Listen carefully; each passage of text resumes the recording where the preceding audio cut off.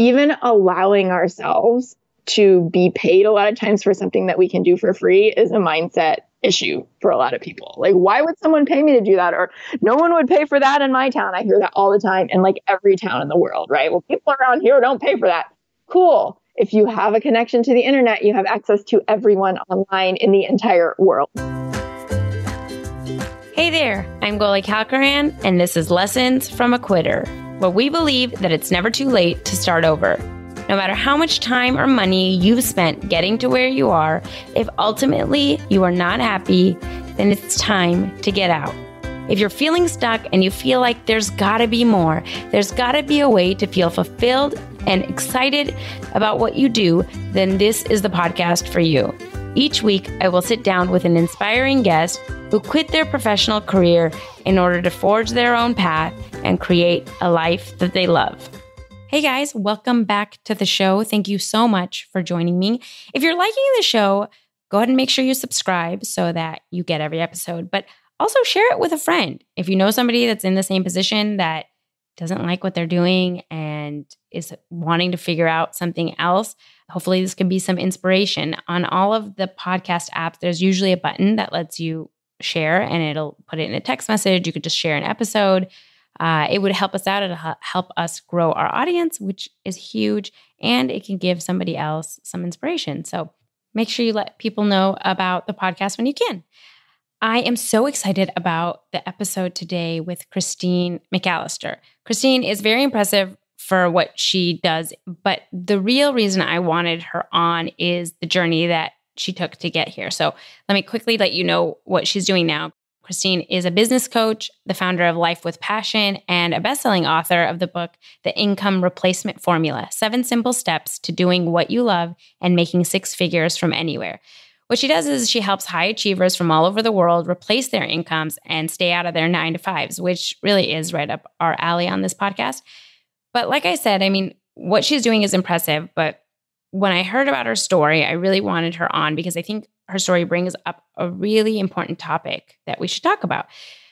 Christine, started out like a lot of us, had a regular 9-to-5, was a professor. She ended up building a side business that became her business that led her out of her 9-to-5, and it was working great. And she was complacent in it, but it wasn't what she loved, but it was working. So she did it.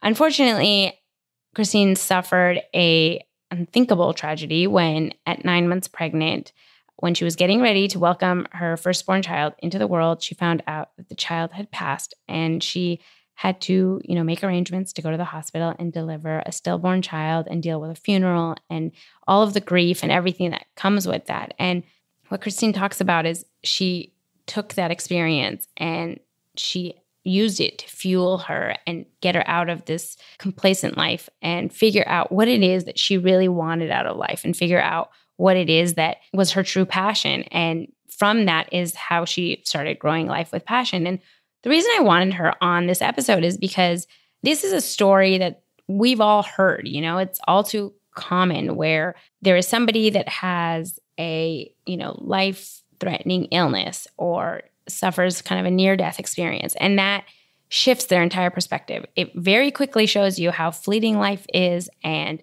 what is important, what is not, what matters, and what you really want to be doing with this short life that you have. And so we see those people, realize that the corporate ladder that they're climbing is just not important to them. And so they quit and they do something else and whatnot.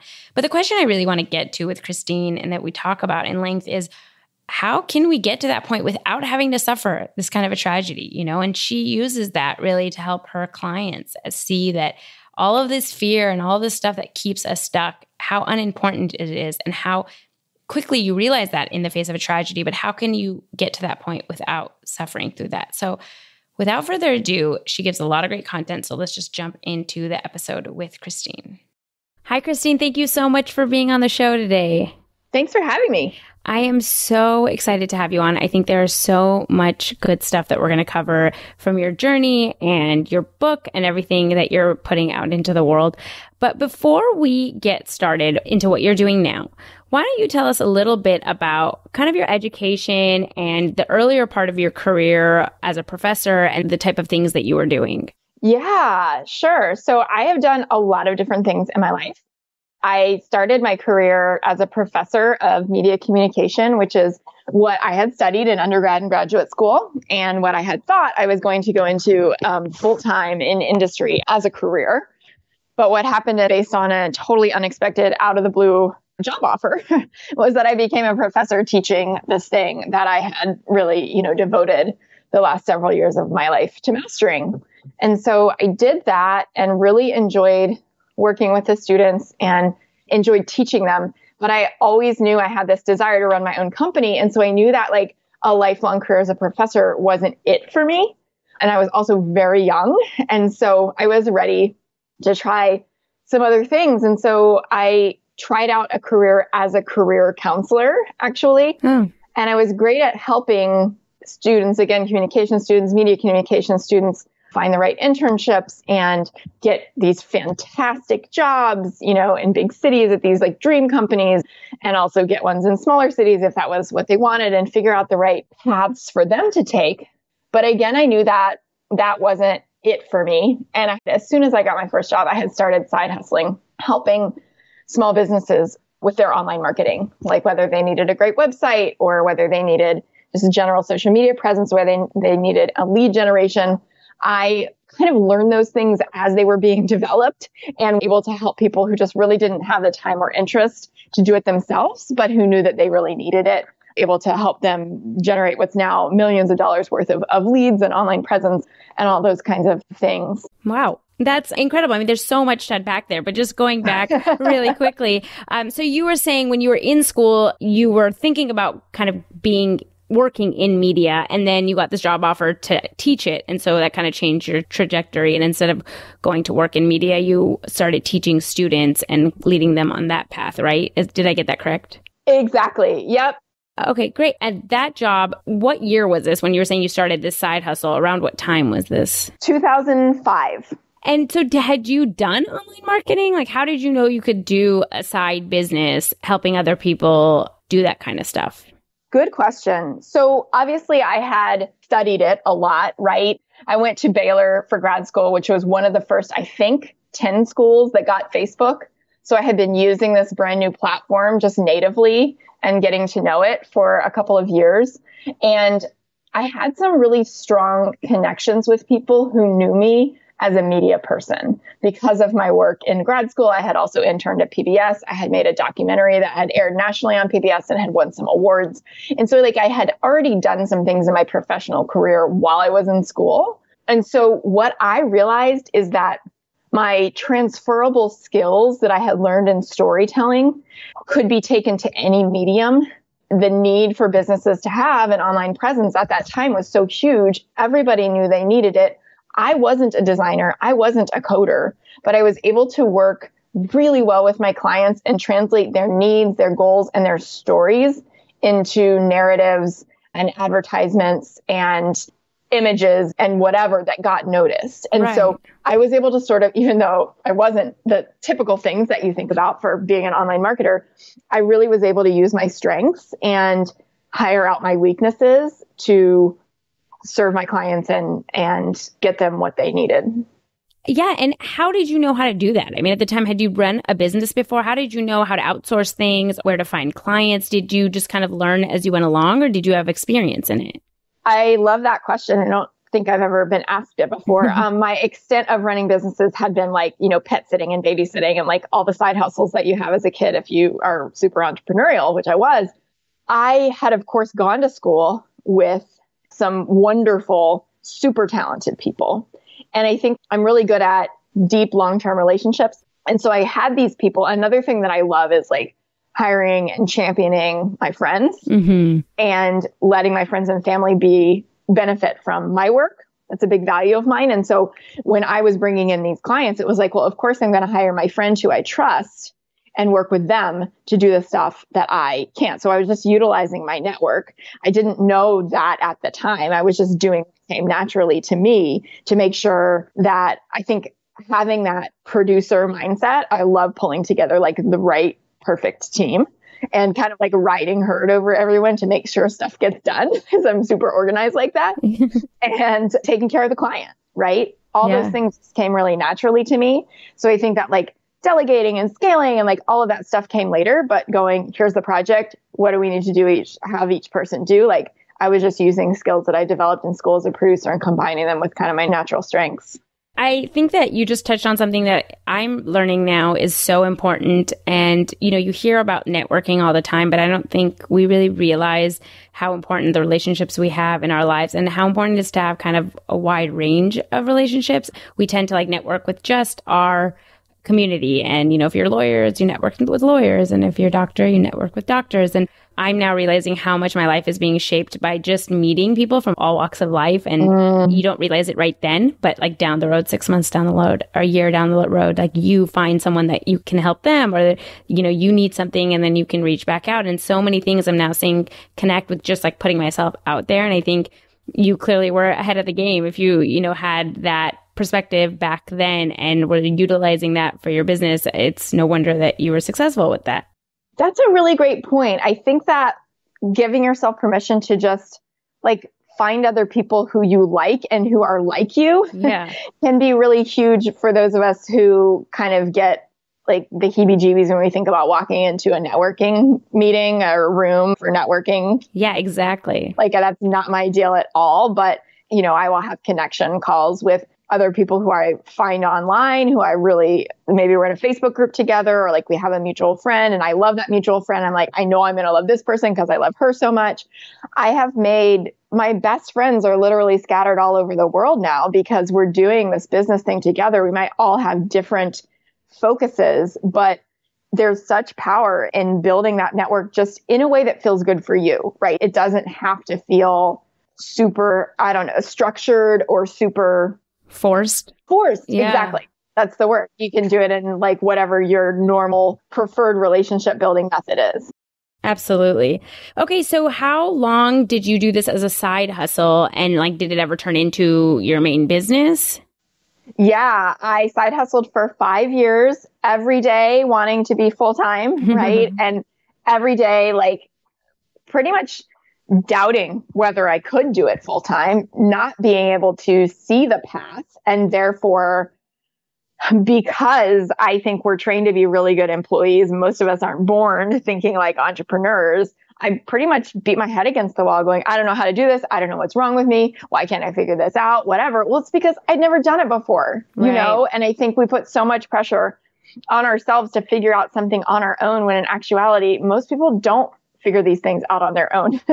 And so, but because it took me 5 years to finally get to the point where I was like, this is the time. It's time to quit. So what happened that it was time to quit for you? So I was moving because my husband and I were getting married and we lived over an hour apart. And we had a combined debt load when we got married of our entire combined salaries. So it wasn't like, oh, Christine's getting married. Now her husband can support her and she can go play in her own business. It was like, it doesn't make sense for me in a brand new marriage to have a 3-hour round trip commute every day, doing a job that I hate when I've been steadily building this thing on the side. Like, let's make strategic decision to actually go all in on this. Right. Yeah. And what happened when you quit and went all in? I replaced my income in the first month. That is incredible. I mean, it's so incredible how much we limit ourselves because of fear and like how incredible things can be if we just allow ourselves to experience it. Exactly. Yep. That's amazing. Okay. So from there, kind of walk us through, I know now you're doing your current business, which is Life with Passion. So tell us a little bit about how that transition has happened from what you were doing as a side business for marketing to where you are now. Yeah. So I worked in that business, the online marketing business, full time for 5 years. Oh, wow. So I had side hustles for 5 years and then I ran it for 5 years and I stayed booked out based on referrals. I never advertised, ironically, in an online advertising business because relationships, right? And because I took care of my clients and they stayed with me for years and I just, that worked for me. And so I did that full time for 5 years and had also started a horse breeding business in that same time. Had always wanted to own horses and found a way to do it and make it a business. And so started breeding this really rare bloodline of Arabian horse. and co-founded another business with a friend of mine, and that we were growing. But then I got pregnant in 2014, and I was like, all right, it's time to start simplifying. So I turned over that business to her at that time and decided I was really going to focus on figuring out how to scale the online marketing business, but also kind of remove myself from being in it so much, because I figured I would probably need to do that if I was having a kid, Yeah. As much as I loved it, I had heard, that you kind of need to do that when you have a baby. So that's where I was when I hit my due date in early 2015. And actually a little bit before my due date, at full term, my baby unexpectedly passed away. And so I had to go and get induced to deliver my daughter, Maeve, who was stillborn. Oh, Christine, I'm so sorry that you had to go through that. I really appreciate you sharing that. I know that is such a traumatic and awful thing to have had to experience. I can imagine that something like that shakes up your entire life. Can you tell us a little bit about how that affected you? Yeah, I mean, you said it. It just blew up everything. So everything that I thought I knew, everything that I thought I believed, everything I thought my life was going to look like, everything I've been planning, suddenly got turned completely upside down. And, there's no frame of reference for dealing with something that traumatic and that life altering and that sudden. Oh. As anyone who's been through a tragedy will know. But I think that something that's so sort of backwards in the normal order of life, you're not supposed to survive your kids, much less have a baby that never lived. You're not supposed to deliver a baby that isn't breathing. Right. I think the grief was profound. The trauma was profound. The self-examination of what am I doing with my life was also profound. And so what came out of that grief, what came out of that trauma was twofold.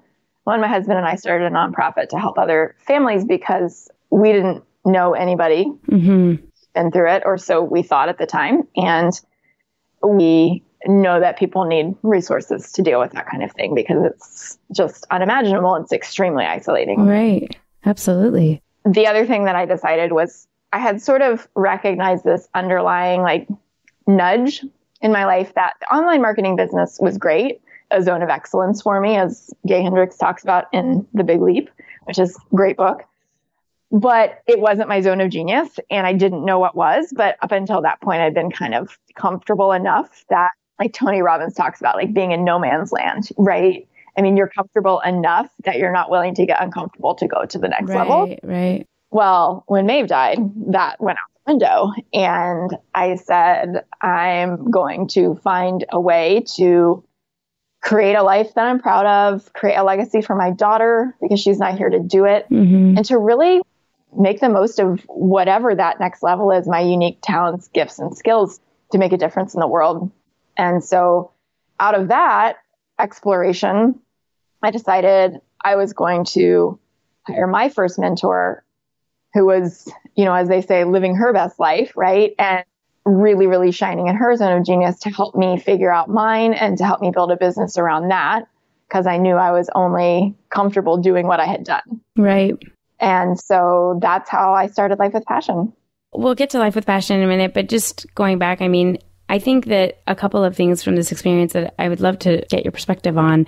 I mean, it's so inspiring. And again, I can't even imagine. I have 2 kids, and I can't imagine at the end of that time when you're waiting and you have the nursery ready and everybody's expecting a baby to have to go into labor and deliver a baby that is no longer alive, and then deal with a funeral and all of that stuff. And in your book, you have a, very powerful statement that kind of caught me off guard when I was reading it. And it said, who has to die for you to be able to live your life the way you want it, something like that. And I think, we see examples of this with people all the time. We all have some type of loss in our lives. We've all had the friends or, relatives that die young, whether it's through cancer or a car accident or whatnot. And every time that happens, it's obviously a profound like shakeup of the people around it.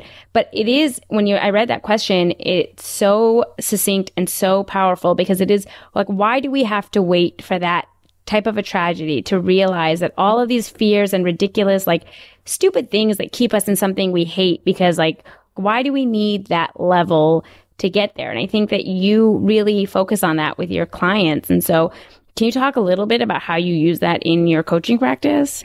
Yeah. Well, I realized that it took that for me to get over my fear and self-doubt. Yeah. And I really want to save others from having to go through that experience, because I know, I know exactly how it feels. Right. And so I think one of the reasons that I'm so open about my story is because I want it to shake others out of the complacency, right, out of the place where they're settling, and out of the place where they feel like a victim to their circumstances. Because one of the most important things that we can do is realize that in every single moment we have a choice. So if my example can show that, in terms of my platform, in terms of my visibility, then that's wonderful. In terms of how I use it with my clients, I think first and foremost, the client has to be ready enough to show up for themselves in order to get coaching, right? And not have a bunch of reasons why it's, why they're not ready, why it's not going to work for them, why it's not worth the investment, like excuses, right? We absolutely. Way to do what we want. And so once they're willing to show up for themselves at that level and say like, I'm ready to do this, then frankly, that's so much of the work, is them getting to the point where they're ready to show up for themselves. Our work together is dismantling the fear, dismantling the self-doubt, creating a clear plan, and like making sure that they have the accountability to carry it through so that they don't get stuck in fear and self-doubt and those like perfectionism, procrastination, self-sabotage. Yeah. No, and that's such a big part of, I think it's funny because people think it's unique to them. Like they're the only ones that can't do it. And it's like everybody feels that way. Yep. But it's funny. I mean, what you just said, I think is very true. When people go through something this traumatic, it's very hard for them to get out from under that grief. And I do think it's a natural thing to kind of get into more of a victim mentality, whether you want to or not, because it is so unfair. It's hard to come out from under that. Like, what made you be able to come out from under that and say, like, I'm not going to be this victim and this is the situation that happened. I'm going to use this story in order to help others? Well, I think I realized that if I stayed in victim mode, I would just be like, frankly, become an alcoholic and like never leave my room. Like, I just, I knew that if I didn't find a way to use this situation for good and make some meaning out of it, then I was done. Right. And so I've always been a very proactive, type A, high achieving person. My husband and I knew that we were going to need to resource up if we were going to survive this. Right. And so we sought out places and organizations that supported people like us. And we also we just looked at each other and went like, what are we going to do? Right. Because as a high achiever, action is your default. You just want something to do.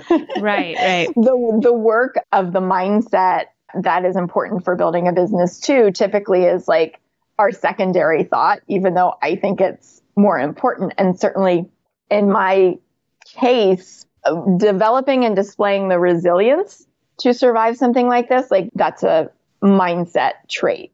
Yeah. That I would say it comes from allowing yourself to be supported. Number one, like I didn't even want to let people bring us meals when Maeve died because I was like, I can cook. I don't have a baby. Like, why would they bring me meals? That's dumb. Like that was the level at which I was so independent and had a hard time accepting help. And someone just talked me into it. Like, Christine, they know there's nothing they can do. Like, for the love of God, let them bring you a meal. I was like, okay. Right. So it turned out to be, even that simple act, like, was so transformational for me because it started me on this path of allowing people to help me, which eventually led to me being willing to stop being so stubborn, hire my first mentor, right? Allow people to support me in all areas of my life where I never had before.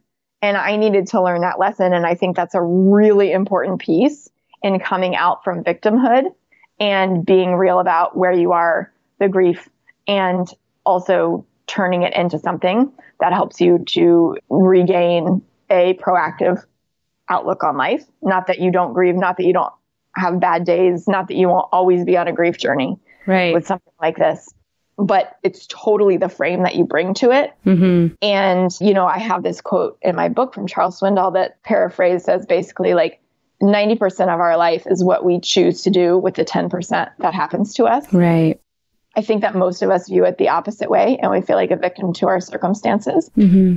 And that is not how we achieve success. That is not how we quit jobs. That is not how we get where we want to be. Yeah. So I would say that like that really applies to this situation just as much as it applies to quitting a job and building a business. Yeah, I think that's 100% right. That quote is, it's funny now that I'm with a business, you were saying, and just with everything in life and learning that like everything is just your perspective and mentality and mindset. Like you were saying, I think sometimes we hear a lot about like the self-help world and personal development and mindset, and it's easy to dismiss a lot of it and act like it's, all manifestations and whatnot. There's so much scientific evidence about how you view things. And if you're positive and you're like, you do a gratitude practice, how much that literally just like being thankful every night for whatever can change your perspective versus like being upset when you go to bed or whatnot. And I think the sooner we really realize that like if you can control your thoughts, then you really can control your life, we would all be much better off. It's so well said. I mean, I think that like from a neuroscience perspective, our brains are still wired for survival, and they still have a negativity bias from when we were like living in tribes. Yeah. And for like, I could say probably for all of us listening to this podcast, like that's not our reality anymore. But most of us still carry that approach to life and that fight or flight survival mechanism to our daily commute or to the way we handle stress, and really and truly, like we are all, those of us part of this podcast, like on our smartphones, on our computers, whatever, we are all in a place of like self-actualization now, as opposed to survival. So when we recognize that and we start rewiring our brains to be in alignment with like the actual place we are living, then we can achieve the kind of stuff we want to achieve rather than living out of this place of fear, of survival, of constant like reaction. Yes. I mean, I couldn't agree more. And so I know we talked a little bit about life with passion, but why don't you give us a bit more of like explanation of what this business actually is? Yeah. So when I started doing my exploration of what was going to be my pivot from the online marketing business, started looking at my favorite parts, right, of that business. And what I realized was that I got super energized by really understanding my clients' goals and helping them come up with a clear plan and a strategy to carry them out. Mm-hmm. And then, of course, like celebrating those accomplishments with them. And so I thought, okay, I'm really good at this strategy. I'm really good at making this clear and simple. I'm really good at leading them through without totally overwhelming them. And kind of taking something that they don't understand and like solving this problem for their business so that they can grow it. So then I looked at who I really, really love to work with. And I realized that in my personal life, and I know that this is something that you and I share in common, which is one of the things I love about you. Mm-hmm. I was always trying to convince the people in my life to become entrepreneurs.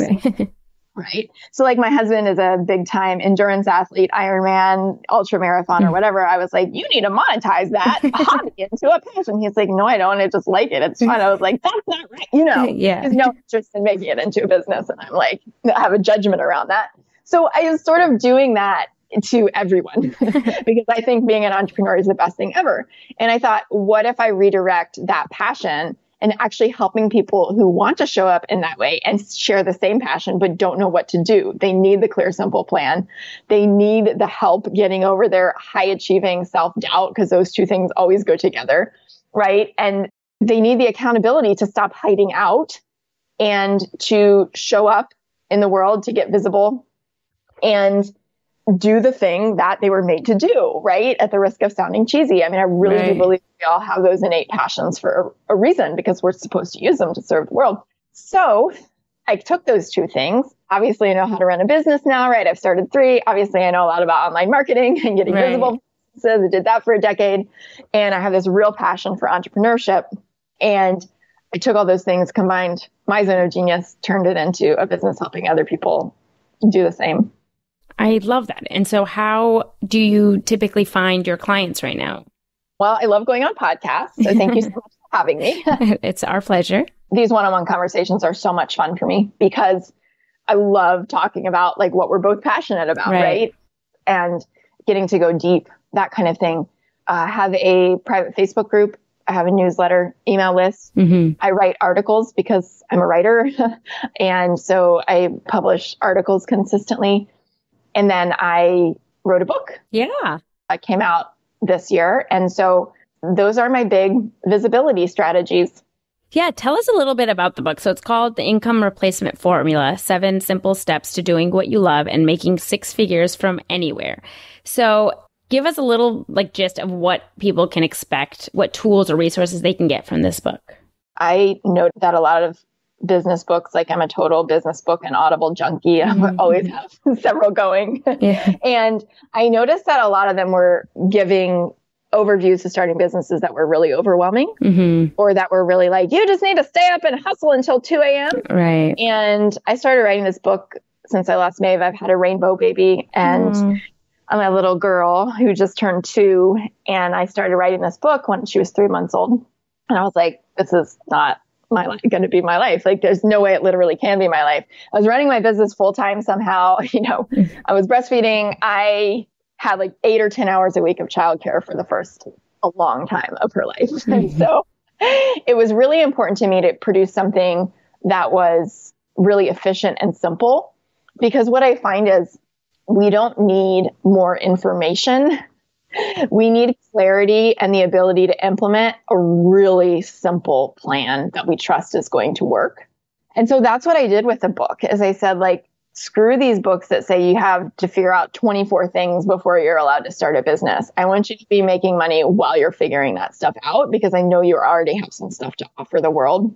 So I looked at the ways that I had been working with my clients, because, everybody comes at a different stage of business. Some of them are still in 9 to 5. Some of them have a business that's struggling and they never want to go back to a 9 to 5, but they're already running it full time. So I looked at like the commonalities and the ways that I work with them to get those results, to help them quit their jobs, to help them replace their incomes. And I said, okay, this is actually like quite simple. Yeah. 7 simple steps, right?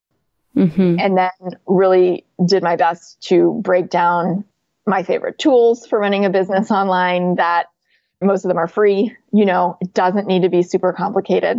What do you need to do? The importance of consistency. How do you show up every day? Where do you show up every day? Like you said, what do you offer? How the heck do you price it? And how do you make sales? And I would say most importantly, like, how do you begin to learn to think like an entrepreneur? Because if you try to run a business while you're still thinking like an employee, you're going to wind up recreating the exact same feeling you had in your 9 to 5, because that's your default. You don't know any different. And you're going to wake up and be like, why am I so burnt out? Why am I exhausted? Oh, because I didn't build this like an entrepreneur. I built it like the only thing I've ever known, which is being an employee. Yes. So much of that is yes, I think. And especially when you're kind of coming from a place of fear and you're starting entrepreneurship with a lot of that anxiety and you don't want to go back to your old job. I think people that are high achievers and type A personalities tend to also be kind of control freaks, and you want to control every aspect. And then you end up working twice as much. And even if it's something that you're passionate about, I mean, you can burn out pretty quickly like that. For sure. Absolutely. So one thing, though, that I liked about the book, and I think that a lot of the audience of this podcast, the one thing I hear all the time is, I hate my job, but I have no idea what else I would do. I have no other passions. I don't think I could start a business. And even if I could, like, what would anyone even pay me to do? So how do you help people just gain some of that clarity of like what they should even pursue? Yeah, well, I totally know the feeling of hating your job. I also know that a lot of times when we hate our job and we're so focused on how much we hate our job, we just forget the things that we actually enjoy because we're not doing them anymore. Right. Because we all have those things, but a lot of us like have said, well, I could never do anything else. This is a steady job. I get a steady paycheck. I have good benefits, whatever. So we keep ourselves stuck by saying, I hate my job, but I can't leave because. So then when we tell ourselves that story enough, we believe it.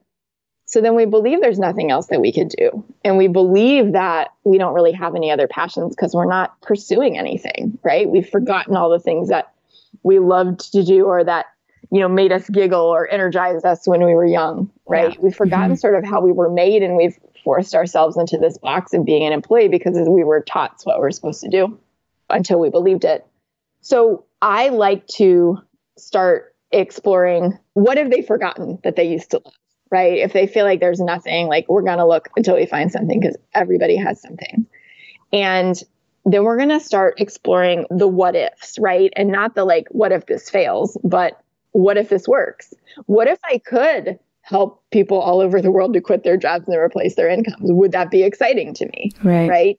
I think a lot of times when we think about how to start a business, the first thing we think about is stuff like, well, I need to go get an LLC, and I need to go open a bank account, and I need to do this, and I need to do that. And like, yes, those things are part of the structure of starting a business, but that's not at the heart of starting a business, especially a business like, hello, my company's called Life with Passion, like a business that you're passionate about, because this is not about creating something where it's just like, oh, this is a good industry to go into, someone told me. It's like, this is what I love to do. Like, this is the point.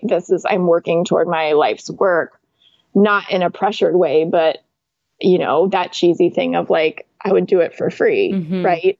Even allowing ourselves to be paid a lot of times for something that we can do for free is a mindset issue for a lot of people. Like, why would someone pay me to do that? Or no one would pay for that in my town. I hear that all the time in like every town in the world, right? Well, people around here don't pay for that.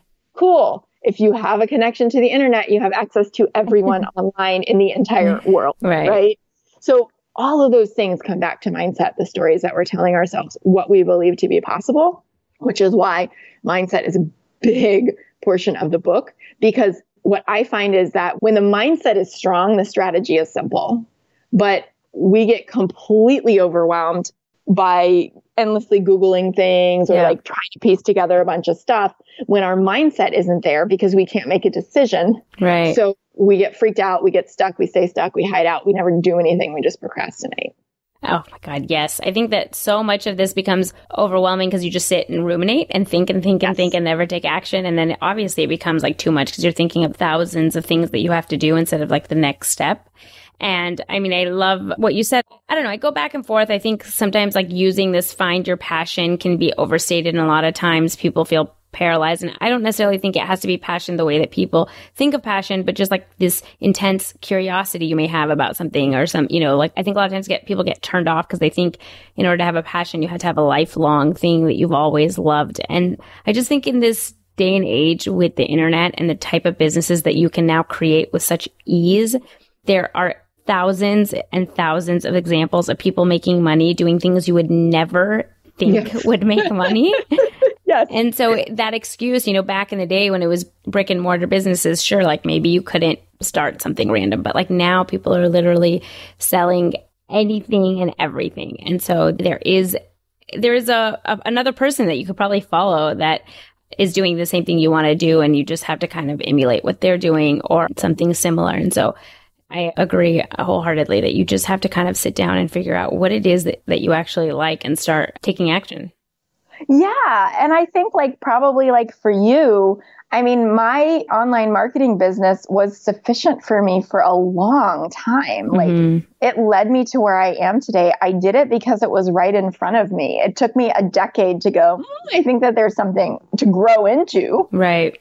Being ready to go to the next level and even having any kind of desire to figure out what that was.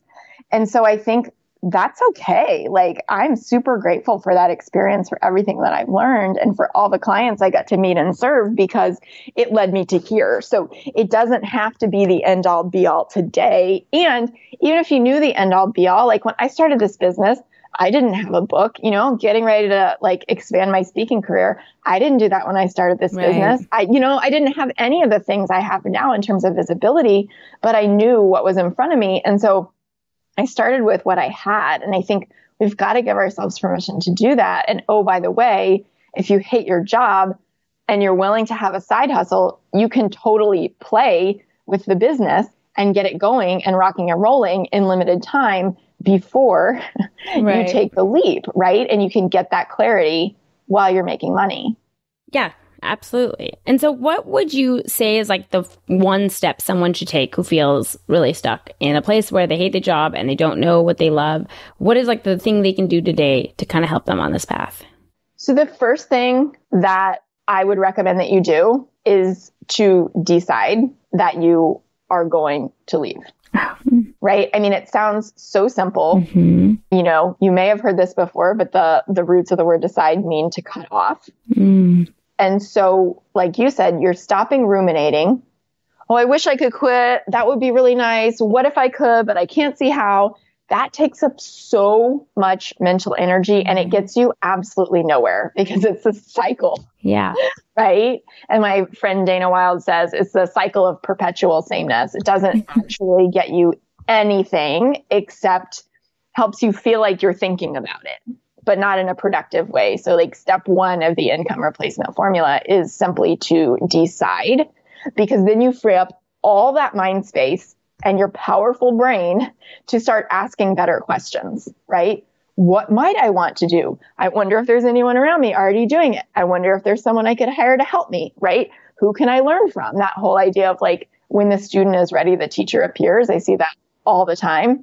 But if we're not looking for it and we're not open to it because we can't see how it would even be possible because we haven't just decided we're going to do it, then we're not going to find those answers. So that's the very first step. Oh my God, I love that you said that. I haven't actually heard somebody say that. And I think you really hit the nail on the head. Like, it is so important to just make that decision, because the going back and forth is the most draining part, or just sitting in and wallowing in what you hate, or like that misery and constantly complaining and acting as if you don't have agency. Like, that's what I realize now. It's like people are just sitting there talking about how much they hate it as if they're actually stuck. Like, you are not physically stuck. There is no reason why you, except for that, like this, you know, mental jail that you've created for yourself that has told you that you have to stay there. And the minute that you start realizing that you have that agency, that you can leave. And if you're choosing not to, then that's a choice. Like, realize that that's a choice. But if you want to leave, then that's also a choice. And you have to make one decision, like one way or the other, and just like move on with your life. Is so powerful. So I love that. Yes, exactly. Because I think like this is tough love, but if you are just questioning it all the time and don't feel you have a choice, you're making a choice by default. Exactly. Right? So I love that you use that word agency. Yes, we are literally all free agents, right? And so therefore, recognizing that you have that choice, even if it's a little annoying to hear right now, like, you don't know my situation, Christine, or whatever, it is a choice. And the sooner that you can recognize and own that and own your agency, the sooner you can start making steps toward actually bringing about that change that you want. Absolutely. So where can people find you if they want to reach out and see what you're doing with Life with Passion, or just follow up with some questions? Yeah, you can grab a free chapter, the first chapter of the book, which outlines the 7 steps, at lifewithpassion.com/free chapter. So you are more than welcome to do that. And you can also find me on Facebook and Instagram at LifeWPassion. Wonderful. I will link to all those in the show notes. Thank you so much, Christine, for coming on the show. I loved talking to you. I think you're such an inspiration, and I love what you're doing. And I'm sure that many people will find a lot of not only just inspiration, but tools from this episode. So thank you. Thank you. Thank you so much for listening. I can't tell you how much it means to me. If you liked the podcast, please rate and review us on iTunes. It'll help other people find the show. If you want to connect or reach out, follow along on Instagram and Facebook at Lessons from a Quitter, and on Twitter at Quitter Podcast. I would love to hear from you guys, and I'll see you on the next episode.